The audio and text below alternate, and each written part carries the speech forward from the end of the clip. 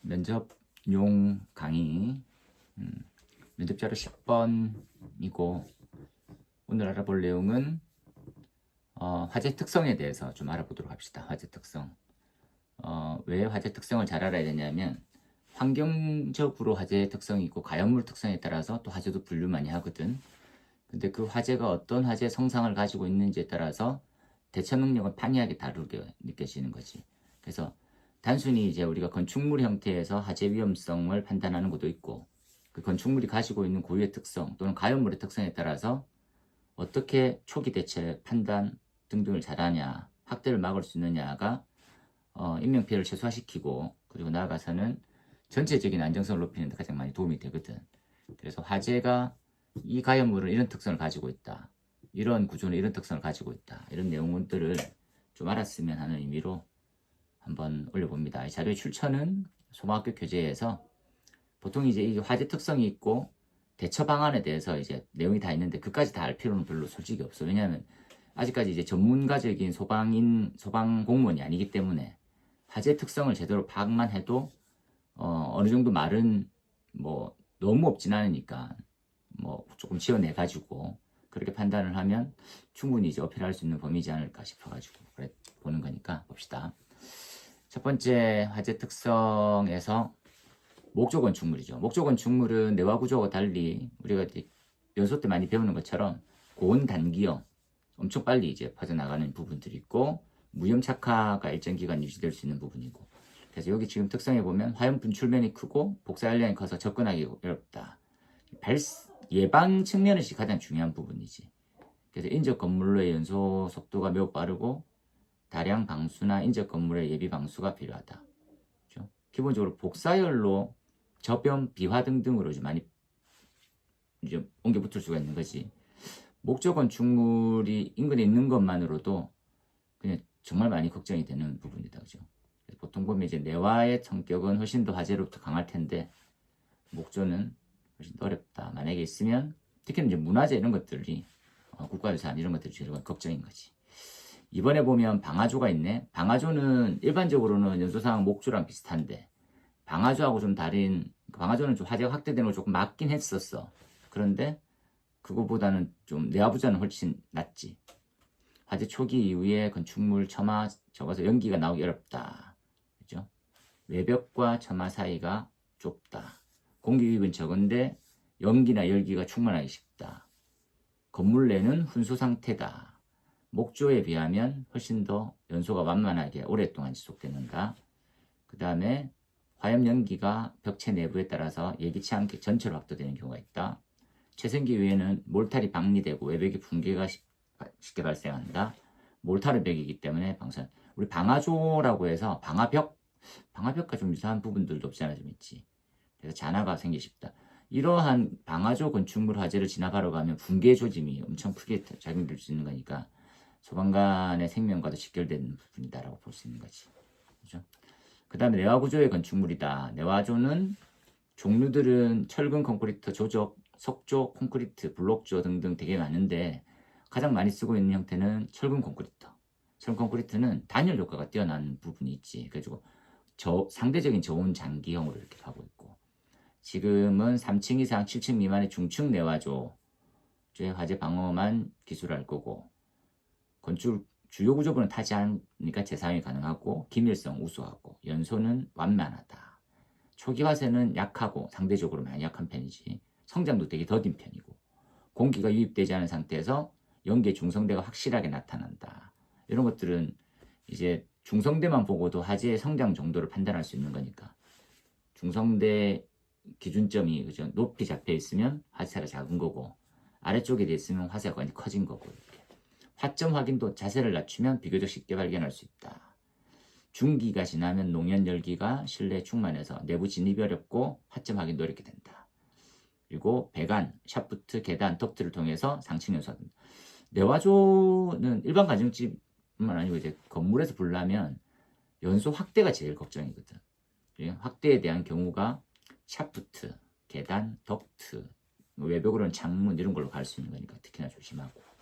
주택 화재에 대한 특징이다. 내화조가 많고 계단이 한 개인 건축물이 많고 2층이 침실로 사용되면 잠재적 인명피해가 많이 높고 1층 생활 공간은 주방, 거실 등이기도 화재 발생 위험도 높고 발생 시간은 불을 많이 사용한 저녁 시간대에 많이 쬐 있고 16시하고 18시 가장 많고 10년은 상대적으로 좀 적은 편이다. 그 다음에 주택 화재 소사자는 다른 용도에 비해서 많이 벗어나 발생하고 있으며 소사자의 특징은 고령이자 노약자, 소아가 대부분이다. 그렇죠? 그리고 발화 장소 부엌의 조리기구나 난방기구에서 발화 빈도가 높다. 최근 방화에 의한 주택 화재도 생각외로 많이 생기고 있다. 그리고 조리기구의 발화는 가스레인지가 압도적으로 많고 최근에 냉동식품 보급이 많아져서 식용유에서 발화되는 경우 지금 최근에 난 화재에서 식용유 화재는 가정집도 좀 일어나고 있는 편이니까 난방기구, 석유난로 등등에서도 빈도가 잦다. 주택 화재의 공통적인 특징은 발생 빈도는 많은데 근데 이게 공장보다는 큰 편은 아니거든. 그죠? 그러니까 피해는 짧고 근데 인명피해가 좀 큰 편에 속해. 그런 부분 좀 고려해서 초기 조치를 어떻게 할 거냐. 지하실 화재의 특징. 야, 지하실 화재 진짜 생각만 해도 겁이 난다, 그지? 농연이 충만. 그래서 진입구, 계단, 통로 사용 곤란. 반대로 탈출도 힘들어지는 거고. 그러니까 지하층이다 생각하면 항상 화재 확대 경로와 피난의 경로가 동일되기 때문에 인명피해가 훨씬 더 많이 발생될 수밖에 없고 불안전 요소의 형태의 생성물이 많이 발생하고 있는 형태라서 훨씬 더 인명피해가 더 높지. 공기 유입이 적기 때문에 연소는 완만한데 시간이 경과하면 복잡한 연소 형태가 나타난다. 출입구가 한 개인 곳에서 진입이 곤란하고 급배기가 구별이 어렵다. 바람이 들어가는 거 나오는 건 알 수가 없는 거니까. 지하실에는 전기실, 기계실 등이 있어서 소방대 활동 측면에서 매우 위험하다. 맞지? 그렇죠? 그 다음 6번에 대규모 목적 건물 화재 특징은 목구조, 창고, 정비소 등등이 있고 목조 학교도 이렇게 해당된다. 목구조는 똑같죠. 화재가 강하고 연속도 빠르다. 확대형 크다. 비산비화 위험도 높다. 이렇게 보고. 백화점 및 대형 점포의 화재 특성. 쌤이 점검을 가보면 백화점의 다중이용시설인데 규모가 큰 만큼 보통 이제 그 조리 코너, 그냥 식품 코너 이런 쪽만 좀 조심하면 특별하게 불날 염려는 없고 설비는 되게 안전관리 많이 하고 있는 편이고 그런 부분이지. 규모가 작다고 해서 불은 안 나고 있는 건 아니고 좀 크면 시설이 잘 되어 있는 경우가 좀 많아서 백화점 및 대형 점포에서는 영업 중 불특정 등 다수가 출입이 있고 이게 약간 다중이용시설은 특히나 그 부분들 제일 많이 주안점을 보면 되겠어. 다중이용시설은 불특정 다수다. 불특정 다수는 제약자이자 우리가 말하는 감관계수하고 가시거리를 받잖아. 그러니까 미숙지자에 해당되는 거지. 가연성 상품 진열이 대량이고 화재 발생하면 연소력, 인명피해도 매우 높은 편이다. 그렇긴 하죠. 이게 최악으로 가면 이제 전통시장이나 그냥 시장 쪽 점포에서 가게들이 워낙 많이 붙어 있으니까 밀집되는 거. 여관 호텔의 화재 특성 최근에 이슈가 많이 됐지. 이 부분에서는 이용객 대부분은 건축물 구조를 잘 모른다. 당일만 이렇게 오신 분들 많으니까 음주 해방감으로 화재대에서 무방비한 상태인 많다. 쉬러 갔잖아. 그죠? 그러면 한 잔 먹고 이렇게 아니면 출장을 가거나 이렇게 됐을 때 화재가 발생한 경우 종업원들의 적절한 안내 방송, 소방기관의 신고는 물론 피난 유도 등의 생활활동에 신속하지 않으면 많은 사상자가 발생했지. 과거에도 많은 사상자가 발생한 사례가 많다. 여관 호텔은 대부분 각 방이 밀실이고 심야에는 숙박자가 식면 상태이기 때문에 비상벨 등 혼란한 상태가 있게 된다. 잘 못 듣는 경우도 있고, 그렇죠? 그래서 이런 모텔이나 여관 등등이 규모 일정 이상이면 스프링클러인데 그 최소한의 형태는 연기 감지기를 주로 많이 설치하게 돼 있거든, 기본. 그렇죠? 그런데 이게 연기 감지가 오동작을 워낙 많이 하다 보니까 이거는 관계인 소방서와 협의해서 열감지기 바꾸는 경우도 좀 있고 그렇지. 그리고 설비는 이제 피난 기본적으로 이제 완강기가 다 설치돼야 되는데 완강기가 2대 이상 설치가 되어 있지 않는 경우 완강기가 설치 안 돼 있는 경우도 있을 수 있으니까 조심하고. 그렇죠? 9번에 병원 화재 특징 사회복지시설 포함 병원은 야간 휴일에 방화 체계는 규모에 따라 다르지만 대부분 당직 의사, 간호사, 수명의 경비원, 소수인원이 관리하고 야간에 발화하면 피난 행동이 불편한 노인이나 입원 환자는 한정된 대응을 하는 것이 현실이다. 아, 쌤이 그 요양병원을 가봤는데 그러니까 와상 환자잖아. 누워 계신 분. 이분은 옮기려면 3분이 있어야 돼. 그러니까 현실적으로 불가능하겠더라고. 그러니까 다 죽을 것 같은데 산소 호흡기 끼고 계신 분도 있고 이런 거니까 진짜 현실이 너무 끔찍한 거지. 그러니까 노유자는 1, 2, 3층에 다 피난기구가 있다라는 거. 그래서 연장선상으로 물어보면 그러면 피난기구 뭐가 있어? 이렇게 물어봤었을 때 뭐 있습니다. 그래서 뭐를 주로 활용합니다. 이런 것들. 그래서 조금 더 아는 척, 대답할 수 있는 척. 그렇죠? 그래서 항상 피난기구 설비, 피난구조 설비 이런 것도 생각하고 노인 복지시설이나 양로원, 정신병원 등 고령 장애, 유사시에 이상 심리 발생해서 구조되어 말하는 것을 이해하지 못하는 경우가 많다. 설치되어 있는 소방시설 조작법도 병원 직원 일부만 쌤 이거 갔을 때 병원을 갔었는데 알람벨 부시를 모르더라고. 그러니까 초동 조치를 아예 못하는 거야. 그지? 그러니까 오동작으로 헤드가 많이 터지게 되더라도 조치를 못 취할 사람들 전화하기 바쁘고. 그래서 거기에 담당하시는 분은 안전관리자인데도 안전관리 이름만 올려놓고 제대로 모르더라고. 그러니까 그걸 처벌을 내릴 수는 좀 애매하고, 그렇지? 우리 같은 사람이 이제 외부인이 가서 지적하기도, 그러니까 그 정도는 알고 계셔야 됩니다. 그리고 정말 적극적으로 잘하시는 분도 있는 반면에 그렇게 못하시는 분도 많이 있더라는 거지. 병원 화재 특성 10번의 밀집 가구 화재 진압. 밀집 가구 그러니까 목조, 방화조, 밀집, 도로와 협소하고 소방 용수 사정도 나쁨 지역이 많다. 보다 정확하고 신속한 관창 배치, 방수 체계를 요구한다. 쌤은 요거 대하는 소화용수 설비 지금 현재 비상소화 장치는 이제 1차적으로는 왼쪽에 고정되어 있는 방수총, 전에 말했지? 고정되어 있는 거 타고 그 다음에 오른쪽은 호수로 이제 끄집어내고 할 수 있는 거. 멀리서 쏘고 여기서는 또 쏘고 이 형태가 이중 딱 되어 있으면 좋을 텐데. 수계 동에 연소 확대된 경우 도로나 내화조 건물 등 활용하지 않으면 연소를 저지할 수 있게 된다. 도로가 협소한 거지. 접근성이 너무 떨어지고 인접 건물 간의 간격이 좁으니까 확대도 빠르고 소방대 진입이 너무 어렵지. 그치? 내부로 타고 창에서 분출되는 화염은 인접 건물 처마 창을 통해서 차례로 연소 확대된다. 굵직한 거지. 11번에는 유류네요. 유류 화재 진압은 우리 국내법은 위험물 안전관리법에 따라서 인화성 발화성 대통령령으로 되어 있는 분류가 되어 있다. 그 중에서 유류는 그렇죠? 연소 성상이나 발화 위험성 특징으로 가까이서 분류 보관되어 있는 관리 기준으로 규제하고 있다. 그리고 건축물 내부 우리가 지정 수량 이상을 보관할 때는 위험물 안전관리자를 선임하게 되어 있거든.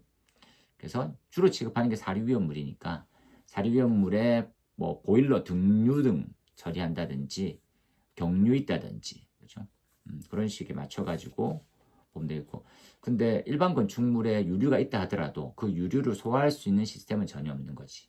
그래서 그런 부분은 쌤이 갈 때마다 좀 안타깝게 생각하는데 위험물의 일반적인 성상은 화재 발생 위험성이 엄청 크지. 가연성 원화기를 미리 형성하고 있다라고 하는 단점 때문에 점화 에너지만 있으면 충분히 연속도가 엄청 빠르고 화재 발생하면 확대를 위험성이 너무 크다. 솔직히 막기는 불가능한 거고 화재 시 소화도 곤란하다. 약재가 없어. 위험물 부분들은 그러니까 타게 놔두는 수밖에 없어. 근데 이게 유류들이 유독가스가 엄청 많이 나오거든.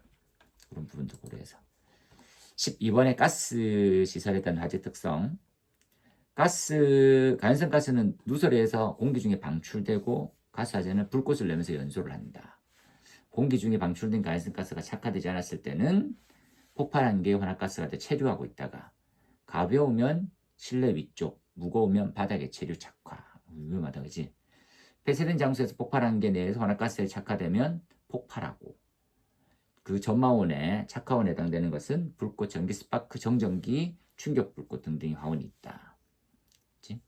위험은 확산, 누설, 소화곤란 이렇게.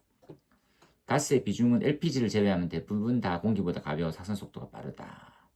고압 또는 압축가스를 사용함으로써 사소하더라도 압력차 때문에 굉장히 많이 방출이 되겠지. 그리고 누설 중이라도 2차 폭발 가능성이 높다. 보고 전기화재 볼까? 다음 페이지에 전기화재의 진압이네요. 전기화재 진압. 전기화재의 진압. 잠깐만요. 전기화재.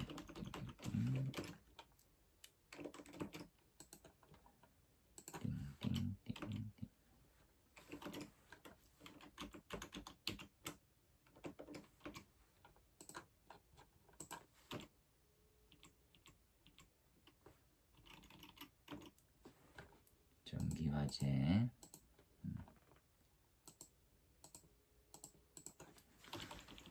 전기화재의 진압. 전기설비 화재는 매우 자주 발생하지만 설비 화재는 일단 전원을 차단한 비교적 쉽게 진압할 수 있다. 그렇지? 이게 통전 상태는 아니냐. 또 드물지만 철도 기관차, 교환국 등 데에서 전기적 위험 요소를 발생할 수 있다. 이러한 시설은 화재 진압 절차는 진압 계획에 근거해야 된다. 그렇지? 근데 이게 가장 큰 문제점은 통전되는지를 확인이 안 되는 거.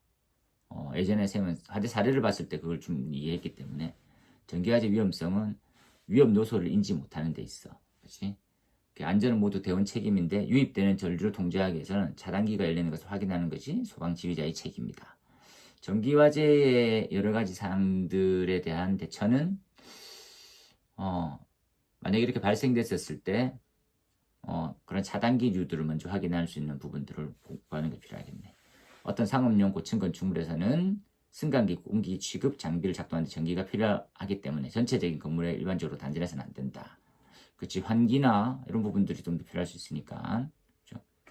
전력이 끊어짐이라는 화재는 스스로 꺼지거나 계속 연소한다고 해도 전기화재가 아닌 일반 화재로 바뀔 수 있다. 그죠?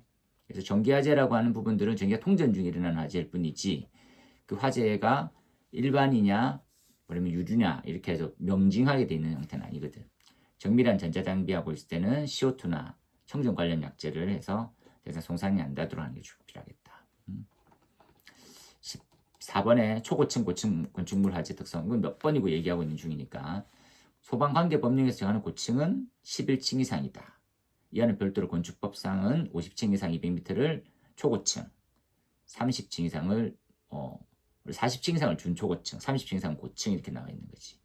건축법의 적용. 그리고 일반적 화재 성사는 내화 건축물 화재 성사하고 거의 유사하고 고층이라고 하는 부분들은 규제도 많이 다르게 되어 있는 부분이 있으니까. 그렇죠? 최근에 20층 넘는 고층 건축물이 공동주택이 많이 건설되어지지만 공동주택의 경우 일반적으로 큰 구역이 100제곱미터 내외로 내화조로 구획되기 때문에 다른 부분 확대는 조금 편합니다. 이게 공동주택의 장점이자 단점이 확대를 조금 축소시킨 방지되어 있는 거지. 그런데 발코니나 이런 부분들이 다 없어졌기 때문에 상층 연소 확대를 무시 못하게 된 상황이지. 그치? 이와 같이 고층 건축물의 화재는 그 건물의 설비나 구조를 파악하고 활동하는 것이 중요하다. 그렇죠? 완벽하게 유지관리되지는 않으니까. 고층 건축물 화재 일반의 특징을 잠깐 보면 내부에 가열물에 착화해서 가연성가스가 발산되어서 연소하기 시작한다. 흰 연기, 수증기 왕성하고 실내를 이동한다. 불안전 연소가스가 실내에 가득해서 시야 확보가 불가능하고 화점에서 나온 연기는 계단을 경미해서 위층으로 차례로 연기에 충만되고 이때 보통 위쪽 공기 유입 쪽과 연기가 나가는 쪽이 구분이 된다. 중기 이후에 검은 연기가 분출되고 창유리가 파괴되어 화염이 분출된다. 분출과 동시에 공기 공급에 의해서 화재는 강렬해진다. 그렇죠? 그 다음에 고온의 불꽃이 외벽의 타일 등에 떨어지는 박리 현상이, 그렇죠? 고온의 불꽃이나 외벽의 타일 등이 많이 떨어지는 불꽃으로 타일 떨어져. 그리고 파열 비산한다. 결함, 구멍 나 있거나 구획 관통부가 있으면 그 부분을 통해서 상층 연소한다. 보통 샤프트, 그죠? EPS 실, TPS 실, 통신 케이블이 올라가는 실을, 그죠? TPS, 전기 케이블이 올라가는 것을 EPS라고 부르거든. 샤프트, 그 공간들. 우리 그 공동주택 가면 그냥 이렇게 엘리베이터 실에 옆에 있는 뭐 철문 같은 거 있잖아. 그 열어보면 다들 전기 케이블이 막 지나가거든. 거기로 연소가 확대되는 거지. 베란다 등으로 해서 상층 연소. 그리고 계단실 에스컬레이터. 그러니까 이제 관리 차원에서 궤도화로 나갔었을 때 계단실 문이 닫혀 있는 거, 잠기면 안 되고 닫혀 있는 것들이 정말 관리 잘하고 있는 거거든. 방화구에 방화문이 닫히는 거 이거 굉장히 중요한 내용이니까. 초고층, 상층은 광화유리로 되어 있어서 확대될 경우 광범위하게 낙하 가능성이 있으니까 주의를 한다. 됐지. 차량은 일반 도로의 화재 차량도 있고, 그렇죠? 충돌 등등으로 다양하게. 최근의 사건 사고는 자동차가 길에서 타고 있는 것도 장면이 굉장히 많더라고요. 고속도로에서 자동차, 연쇄 추돌, 2차 재해 등 발생할 수 있고, 궤도 차량이다, 철도 이런 것들도 발생할 수 있고, 제일 위험한 형태가 지하철, 그렇죠? 기차 형태인데 지하에 있더라. 공기 유입은 되고, 그리고 배열은 되는데 배기측 진입은 곤란하게 되어서 연기 발생했을 때 급배기가 완전히 구분이 안 될 수 있으니까 진압이 힘든 거지.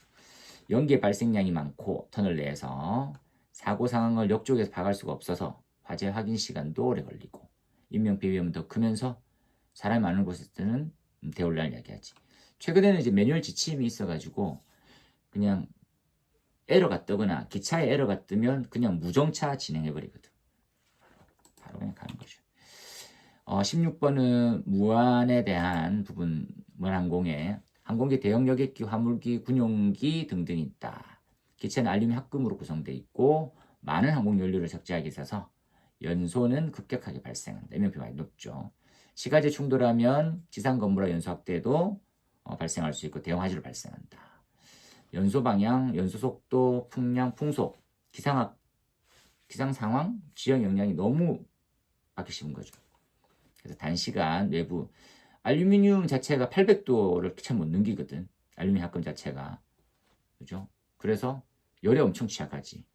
금속 부분이 용해된다. 연료 날개의 주날개 안에 있기 때문에 주날개 부분이 화재 중심이 되고 유출 연료에서 주위로 연소 확대된다. 등등등 있으니까 보고. 산림화재 지금 불과 얼마 전까지는 산림화재는 산림, 야산, 들판의 수목 17번에 경작물 등이 연소하는 거다. 화재 원인은 낙뢰, 자연현상하고 그리고 인적 원인, 그죠? 뭐 방화스럽진 않은데 실화에 가깝죠. 산림 형태는 수간, 지표, 지중이 있다. 수간, 지표, 지중은 뭐다? 라는 개념을 다 배웠고 기복이 심한 산지, 산골짜기에서는 봉우리로 향해서 연소하는 것이 보통이지만 강풍기상 그리고 하에서는 화재는 봉우리에서 골짜기로 역류하기도 한다. 그죠? 수간 지표가 2단 연소된다. 경사면에서 연속도 빠르고 긴 화선이 된다. 오, 어렵네요. 18번에 공동구 지하구 공동구 딱 보면 소방 활동이 장시간 요구돼 곤란하다. 그죠? 열연기 유독가스가 다량이 발생해서 산소 결핍 상태이고 연소상 자체가 파악이 어렵죠. 진입구가 한정돼 있잖아. 들어가는 입구는. 근데 그 발생되는 연기나 이걸 배출할 수가 없어가지고 제약이 엄청 많죠. 장기전으로 가게 되는 거지. 그리고 지하 부분, 지상 부분 더해져서 광범위 분산되기 때문에 활동 통제가 곤란하다. 그리고 공동구에 수납되어 있는 케이블 등이 연소하기 때문에 한번 바람은 불 꺼질 때까지 녹으면서 계속해서 연소되더라. 오, 어렵네요. 그 다음에 도로터널 19번에 외계 풍량에 의해서 터널 내 풍량 변화가 하는 곳이 있고 진입구가 한정되는 곳이 많다. LNG, LPG 또는 땡크로리차, LPG, 땡크로리 화재 시 2차 폭발의 위험도 있다. 길이가 긴 터널에서 교통사고 등 차량 화재가 발생하면 도로도 막히고 차량이 긴급 대피하지도 못하고 다수 인명피해가 많지. 그래서 이제 그 양방향 터널로 돼 있으면 가운데 이제 방화문 통해서 지나갈 수 있게 만들어 놓고 최근에는 이제 적극적인 조치를 해서 500m마다 연송된다고 하니까 20번의 철도 터널 일대 지상풍 영향으로 화점 파악이 어렵다 등등등 이렇게 쭉 읽어보면 좋겠어. 끝으로 전기차 화재. 전기차 화재에 대해서는 현재 아직까지 답은 없다 보고 그리고 몇몇 용어 중에 형태가 열폭주라고 하는 용어들도 잘 이해하고 열폭주라고 하는 건 한 개 셀이 일정 온도까지 도달하면 전체가 그 온도까지 폭주해버리는 단점이 있더라. 그리고 그 발열량만 생각해보면 우리가 말하는 가솔린차, 휘발유차하고 거의 비슷해. 연소시험을 해보면 알 수 있거든. 근데 불이 더 안 꺼진다라는 거지. 기름은 진짜 산소만 없으면 꺼지거든. 산소만 없으면 100% 꺼지고 덮어버리면 무조건 꺼지는데 이 녀석은 유류적 성격은 가지되 확대 측면에서 그런데 A급의 신부화재 성격도 엄청 많이 가지고 있어. 특이하게. 그래서 어떻게 대책을 마련할까요? 전기차 사용 빈도가 점점 늘어가고 있지. 그래서 배터리에 대해서 안정도도 많이 개발 중에 있는 형태고, 그래서 지금 최근에 나온 배터리는 요번에 이제 그 CS에서 이제 발표를 하더라고. 그래서 그 바나듐, 그 배터리가 지금 이제 상용화까지 했거든. 걔네들은 그냥 수층이 있어가지고 아예 그냥 화재스로 꺼지는 정도로 돼 있는. 앞으로 대체 물질, 그럼 소방에 대한 훈련, 장비의 뭐 보급과 개발 뭐 이런 것들 생각하면 되겠지. 그렇게 해서 나머지 한번 쭉 보시면 되겠어요. 소화 진압은 부산 소방본부에서 가이드라인을 만들어서 별도로 구획해서 수조처럼 하자 했는데 이것 또한해서 다시 한번 회의적으로 생각이 들어가지고 좀 고민이 있습니다. 현재는 그런 부분으로 진행되어 있는. 맨 끝에 있는 사진은 물막이판이라고 불리는 이동식 수조 형태인데 질식 소화포도 반자동으로 덮여지게 1인이 덮을 수 있게 이렇게 장비로 딱 하면 이제 딱 넘어가서 한 사람이 잡고 이렇게 꾹 덮을 수 있게 이렇게 돼 있더라고. 어떤 느낌인지 알겠지? 보통 뭐 이제 두 사람이 양쪽에서 들어서 이렇게 덮어야 되는데 앞쪽에서 이렇게 고정 그냥 씌우개 같은 게 있더라고. 그 씌우개에서 쭉 이렇게 덮어지는 그런 타입을 많이 만들어놨더라고. 캠핑 장비처럼 그렇게 만들어져 있지. 요렇게 이해하면 되겠습니다. 그죠? 화재는 이렇게 좀 이해합시다. 그래서 요 화재 외에는 나올 법한 화재는 없어. 그러니까 화재 특성에 따라서 내가 어떤 화재 특성을 가지고 있으니까 그에 대한 대책 세 가지 항상 잊지 말아야 되는 것들은 예방, 소방, 방화 관점이거든. 대책을 마련해봐라. 그러면 불안나게 만드는 거, 불 잘 꺼지는 약재를 쓰는 거, 확대 안 되게 최선을 다하는 거 이런 것 부분이지. 그게 말은 쉽지만 순간적으로 그 화재에 대한 기본 개념을 갖고 있어야 풀어나갈 수 있는 거니까. 만약에 이렇게 발생했다. 어떤 초동 조치를 할 거냐. 그러면 인명을 최우선으로 주시키고 확대되는 것들. 그럼 먼저 상황 파악하는 거지. 그지? 그런 부분들에 대해서도 생각해 보도록 합시다. 그렇죠? 화재 특성은 여기까지. 내림자로 10번이었어요.